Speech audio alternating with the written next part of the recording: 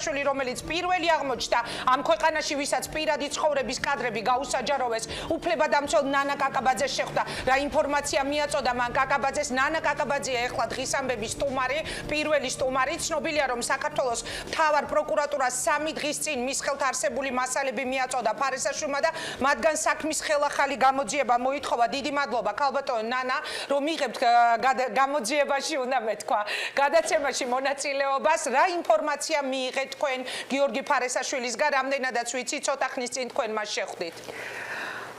გიორგი აქვს სურვილი, რომ გამოძიება ჩატარდეს იმ ფირთან დაკავშირებით, რომელიც თითქოს და გაქრა გამოძიების პერიოდში, წინა გამოძიებას გულისხმობ, ანუ რომელიც ეხებოდა მის კადრების გავრცელებას საჯარო სივრცეში და მე ვფიქრობ, რომ მისი მოთხოვნა არის აბსოლუტურად სამართლიანი და ადეკვატური, ვინაიდან ძალიან ბევრი კითხვის ნიშნის ქვეშ დადგა ის გამოძიება, რომელიც იმ პერიოდში ჩატარდა. ფაქტიურად ეს უფრო საქმის ჩაფარცხვას გავდა ვიდრე გამოძიებას. ფაქტიურად არაფერი გამოვლენილა. მე თვითონაც შევხვდი იმ პირს, ვიზედაც არის საუბარი გელა ხვედელიძეს, 2 წლის წინ რაიონში ერთ დაკრძალვაზე და მან თქვა, რომ გამოძიებას მან მისცა ჩვენება, რომ ეს ფირები არ იყო მისი გავრცელებული. მაშინ რჩება კითხვა, რომ საიდან მოხდა ეს ფირები საჯარო სივრცეში და ბუნებრივია, კიდევ სხვა უამრავი კითხვა არსებობს ამ გამოძიებასთან დაკავშირებით და გიორგი ფარესაშვილი სწორედ აი ამას ცდილობს დღეს, რომ გაირკვეს რა ხდებოდა იმ პერიოდში და არის თუ არა ეს კავშირში დღეს გავრცელებულ, ანუ ამ ბოლო დღეებში გავრცელებულ კადრებთან. მეც უერთდები ნამდვილად და მგონია, რომ ეს არ შეიძლება იყოს ცალ-ცალკე მდგომი საქმე, შესაძლებელია ეს იყოს ერთიანი საქმე, ერთიანი ჯგუფი და ეს აუცილებლად უნდა იქნეს გამოძიებული. ქალბატონ ნანა, თქვენ ბრძანეთ, რომ თქვენს გაქვთ რაღაც კითხვის ნიშნები მაშინ ჩატარებულ გამოძიებასთან.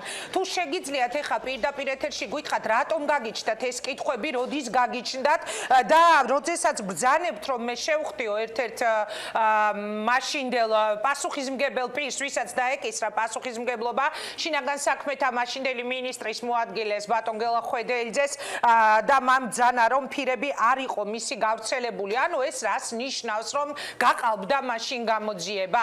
აი თუ შეგიძლიათ უფრო დეტალურად რომ აგვიხსნათ, რატომ გაგიჩნდათ თქვენ პირადად კითხვები მაშინ ჩატარებულ გამოძიებასთან? მე სულ ვამბობ ეს დღეები, რომ შესაძლებელია მაშინ ჩვენ არ აღმოჩნდით ისე შემართულები ყველანი, როგორიც ამ დღეებში გამოიჩინა საზოგადოებამ ერთიანობა. შეიძლება საზოგადოების ძალიან ბევრ წარმომადგენელს, მათ შორის მეც, მედიის სხვა წარმომადგენლებს, თავის დროზე, როდესაც გიორგი ფარესაშვილის პირადი ცხოვრების კადრები გასაჯაროდა, უფრო მკვეთრი პოზიცია რო დაგვეფიქსირებინა, მე აღარ მომხდარიყო ის, რაც მოხდა.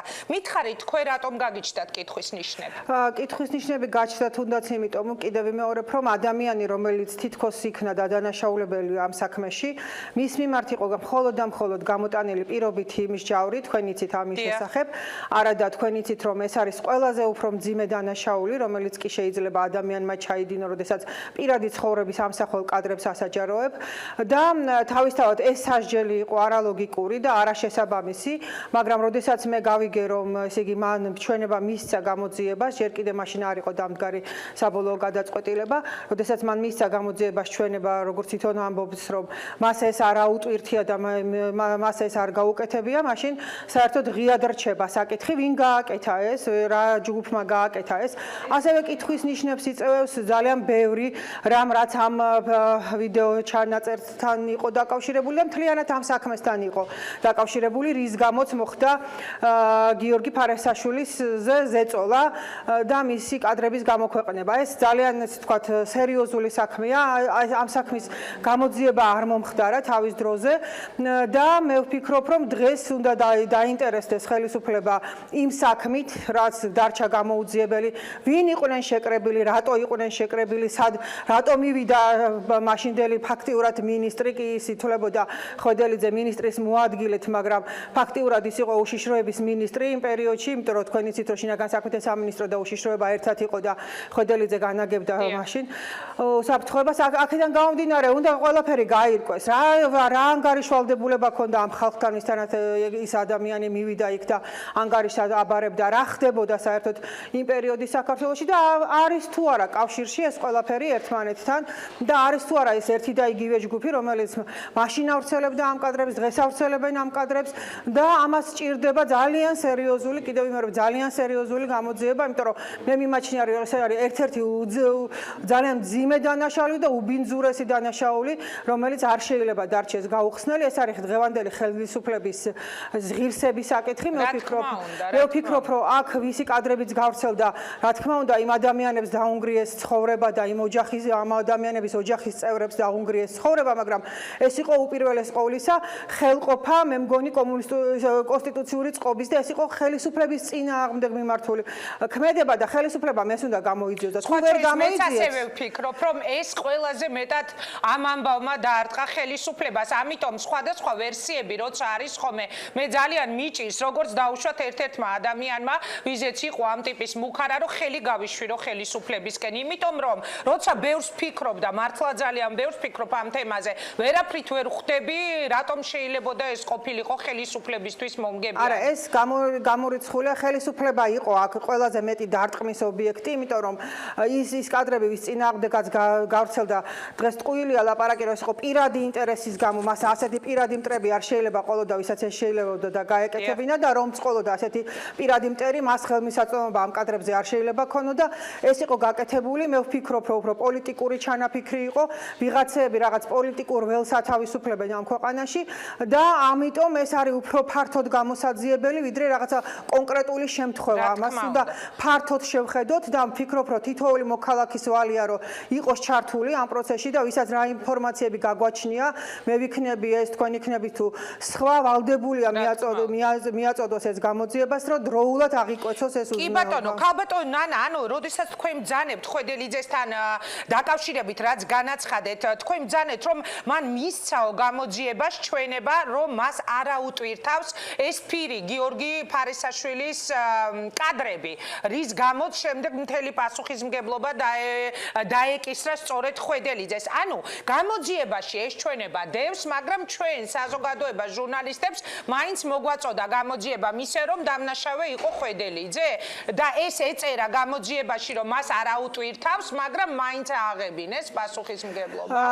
ინგა, თქვენ კარგად იცით, რომ ეს არის საქმე, რომელშიდაც თუნდაც რო ხვედელიძეს აეტვირთა, თუმცა მე გითხარით, რომ მან როგორც მითხრა, მას არ ჩვენება აქვს მიცემული, რომ მას არ აუტვირთავს. ერთი პირი არ შეიძლებოდა ყოფილიყო ამ საქმეში დამნაშავე, ხო ცხადია. ანუ აქ უნდა ყოფილიყო ფირის წარმომავლობა, ფირის ხელმისაწვდომობა, საიდან გაჩნდა, რა თქმა უნდა, და ასე შემდეგ. როგორ შეიძლებოდა ერთი პირი ყოფილიყო ყველაფერი ამის შემოქმედი. აქედან გამომდინარე, ეს გამოძიება, მე ვფიქრობ, რომ არ იყო სუბუქად რო ვთქვათ, არ იყო სრულფასოვანი გამოძიება. თუ არა, აშკარად მიკერძოვებული გამოძიება. ამიტომ დღეს საზოგადოებას უკვე აინტერესებს არა მიკერძოვებული და რაღაცა ინტერესებით გამოძიებული საქმეები, არამედ რეალური გამოძიება, იმიტომ რომ ამას მოყვა შემდგომ ის რაც დღეს ხდება საჯარო სივრცეში და მე ვფიქრობ, რომ სწორედ აი იმ გამოძიების ხარვეზების თუ არასწორი გამოძიების შედეგია ის, რომ იმ დროსაც არ დაისაჯა სწორედ ის ადამიანები, ვინც უნდა დასჯილიყვნენ და დღეს ჩვენ უკვე დავდექით კიდევ უფრო მძიმე პროცესის წინაშე. ქალბატონო ნანა, ერთი კითხვა თუ შეიძლება, გელა ხვედელიძე არ იყო ისე უბრალოდ რიგითი ჩინოვნიკი. რამდენადაც ჩვენთვის არის ცნობილი ინფორმაცია, ის იყო ერთ-ერთი დამფუძნებელი ქართული ოცნების ძალიან გავლენიანი პირი იყო, პლუს ის მაშინ კურირებდა როგორც შინაგან საქმეთა მინისტრის მოადგილე უსაფრთხოება უშიშროების მიმართულებას, ანუ რისი თქმა მინდა, გელა ხვედელიძე არ იყო ის პიროვნება, ვისაც უბრალოდ ხელს წამოარტყავდა დაუშვათ რაღაცეებს აკიდებ, ხო? თუ აღებინეს მას და პასუხისმგებლობა თუ აღებინეს მას საკუთარ თავზე, გამოდის რომ ვიღაც ძალიან ძლიერი და ძალიან გავლენიანი ფიგურა ან ფიგურები ან ძალა იდგა ან ჯგუფი, ხო, ამ ყველაფრის მიღმა. მე მინდა ჯგუფი ფიქრობ თქვენ? მე მინდა თქვენ გთხოვოთ, არ ვიცი რამდენად შეიძლება ეხა ეს გთხოვოთ, იყოთ გულწრფელი როგორც არასდროს და მითხრათ ვინ შეიძლებოდა ყოფილიყო ეს ჯგუფი. მე თქვენი ეთერიდან მინდა განვაცხადო ცხადო რომ თუ პროკურატურა ამითი დაინტერესდება, მე მზად ვარ, ჩემი პოზიცია და ჩემი მოსაზრებები, ასევე სხვადასხვა არგუმენტები, რომელიც გამოძიებისთვის იქნება მნიშვნელოვანი მივაწოდო, მაგრამ მე ფაქტიურად გამოვრიცხავ იმას, რომ გელა ხვედელიძე იყო ერთადერთი ადამიანი, რომელსაც ეს წვდომა ჰქონდა და რომელსაც ეს ამის გაკეთება შეეძლო. კიდევ ვიმეორებ, რომ გამოძიებას მან მისცა ჩვენება, რომ ეს მისი გაკეთებული არ იყო და მიუხედავად ამისა, გამოძიება არ დაინტერესებულა დაედგინა კონკრეტული დამნაშავეები და გამოეძიებინა ეს საქმე სრულფასოვნად. აი ეს არის მთავარი კითხვა. ამასთან ახლავს ის ფაქტიც, რაც დღეს გიორგი ფარესაშვილმა განაცხადა, რომ ის ფირი, რომელიც თან ახლდა საქმეს, ერთვოდა საქმეს, ეს ფირი გამოძიებიდან გაქრა. და აქ უკვე ჩნდება ძალიან სერიოზული ეჭვები და ეს ფირი ხელმეორედ მიუტანა გიორგი ფარესაშვილმა. ანუ ამოიღეს გამოძიებიდან ეს ფირი, გააქრეს ფირი, ეხა ამაზე არის საუბარი და თქვენ ამბობთ, რომ თქვენი ვარაუდით რაღაც ჯგუფი იყო და ვის ხელით იფებოდა? ქალბატონი რომ გამოეღოთ ფირი და გაეყალბებინათ მაშინ ეს ჩვენება. ეს ძალიან მნიშვნელოვანია, ხო? მე შეიძლება ამ ეტაპზე გამაჩნდეს ვარაუდები და არასერიოზულია ვარაუდები. ვისაუბროთ, ეს მთავარია თქვას ამის შესახებ გამოძიებამ და თუ გამოძიებამ იგივე სტილში გააგრძელა გამოძიება, როგორც წინა შემთხვევაში, ანუ გიორგი ფარესაშვილის კადრებთან დაკავშირებით, მაშინ მე ვფიქრობ, რომ საზოგადოების გარკვეული ნაწილი, რომელებსაც რაღაც ინფორმაციები გაგვაჩნია, უნდა შევიკრიბოთ ერთად და ჩვენ უნდა უთხრათ გამოძიებას ის რეალობა და ის სიმართლე, რომელსაც ზედაც ისინი თვალებს ხუჭავენ. თუმცა ჯერჯერობით ეს არ ჩანს. მე ვფიქრობ, რომ ეხლა უფრო საფუძვლიანად შეუდგა გამოძიება პროკურატურა ამ საქმის გამოძიებას და იმედი მაქვს, რომ ეს მივა ბოლომდე და გამოძიებული იქნება ის შემთხვევაც, რომელიც ფაქტიურად დარჩა ღიად და ამას დაერთვება ეს შემთხვევებიც, რომელზედაც ახლა არ მინდა დავკონკრეტე და ჩვენ ყველამ კარგად ვიცით. მე მგონია, რომ ეს ერთიან საქმეთ უნდა გაერთიანდეს და ერთიანად უნდა აუცილებლად არის, აუცილებლად ეს ერთმანეთთან არის კავშირში და ეს უნდა იქნეს გამოძიებული. თუნდაც ამას თან ახლდეს მაღალი თანამდებობის პირების თუ ყოფილი პირების იმიჯი თუ სხვადასხვა ეს უნდა იქნეს გამოძიებული, იმიტომ რომ ეს სიბინძურე უნდა დასრულდეს, ეს ყველაზე მეტად ურტყავს დღევანდელ ხელისუფლებას, ამიტომ დღევანდელმა ხელისუფლებამ უნდა გაბედოს და ეს საქმეები უნდა გამოიწვიოს. მე გეთანხმებით კიდევ ერთხელ გავიმეორებ, რომ მე პირადად ვარ პარტნიორი გამოძიების და მიმაჩნია, რომ მართლა უნდა მოხდეს ყველაფრის ბოლომდე გამოძიება. თუ ვინმე ამაში იყო ჩართული, უნდა მოხდეს ბოლომდე, რომ დამთავრდეს ერთხელ და სამუდამოდ. ანუ ვიდრე დაგემშვიდობებით მე რომ რაიმე შემდეგი ინტერპრეტირება არ მოვახდინო თქვენი სიტყვების. თქვენ ჩვენს ეთერში ეხლა განაცხადეთ, რომ თქვენი ინფორმაციით ააღებინეს ხვედელიძეს მაშინ თავის თავზე რომ არა უღია ხვედელიძემ, როგორც მე მითხრა ხვედელიძემ გამოძიებას მისცა ჩვენება, გამოძიებას მისცა ჩვენება, რომ მას არ აუტვირთავს ის კადრები. გამოძიებამ ჩვენ პირიქით მოგვაწოდა, რომ ხვედელიძე იყო პასუხისმგებელი. თქვენ ასევე განაცხადეთ, რომ გამოძიებიდან იყო გამქრალი ფირი, რომელიც მათ მიაწოდეს გამოძიებისთვის უმნიშვნელოვანესი ფირი, ეს იყო ფარესაშვილის მიერ მიწოდებული და თქვენ ბრძანებთ, რომ შესაძლებელია ხვედელიძის მიღმა, რომ მას აეღო პასუხისმგებლობა და გამოძიების მიღმა იდგა არაერთი ადამიანი, არამედ რაღაც ჯგუფი და ფიქრობთ, რომ პასუხისმგებლობა უნდა აიღოს ყველამ, თუნდაც ეს იყოს ხელისუფლების წარმომადგენელი ან ხელისუფლების ყოფილი წარმომადგენელი. ასეთი რეზიუმე მე შემიძლია რომ გავაკეთო. კიდე გავიმეორებ, რომ ხვედელიძეს არ აუღია ეს თავის თავზე. ხვედელიძემ ჩვენებაში მისცა, რომ მას ეს არ აუტვირთია, მას მისცეს პირობითი სასჯელი. თავისთავად სასჯელის სიმძიმეც იმაზე მიუთითებს, რომ ხვედელიძეზე რომ ყოფილიყო ინკრიმინირებული ეს დანაშაული, მას გაცილებით უფრო მძიმე სასჯელს მიუსჯიდნენ, ანუ პირობითი მისცეს. ხვედელიძეს ანუ დარჩა ღიად საკითხი, ვინ ჩაიდინა ეს დანაშაული. და ბოლო კითხვას დაგისვამთ, ანუ ვის ხელეწიფებოდა მაშინ გამოძიებიდან, ჩვენებიდან რაღაცების ამოღება, ფირის გაქრობა და ასე შემდეგ.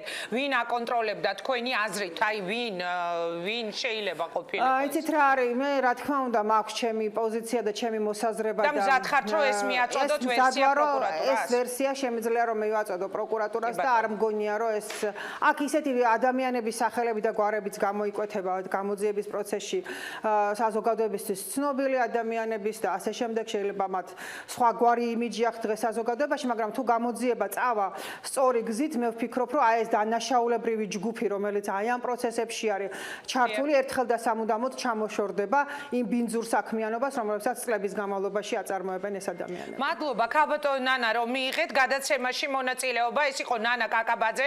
მე მას ვემშვიდობები. მე ვფიქრობ, რომ ძალიან საინტერესო განცხადებები მოვისმინეთ. ეხლა პირდაპირ ეთერში ნანა კაკაბაძე ფიქრობს, რომ მაშინ ხვედელიძის საქმის უკან შესაძლოა იდგა ჯგუფი, არაერთი ადამიანი, არამედ ჯგუფი და იგი ამბობს, რომ პასუხისმგებლობა უნდა დაეკისროს ყველას, თუ არის დამნაშავე, თუნდაც ეს იყოს ხელისუფლების ან მყოფილი ხელისუფლების წარმომადგენელი. მეც თავ შევიკავებ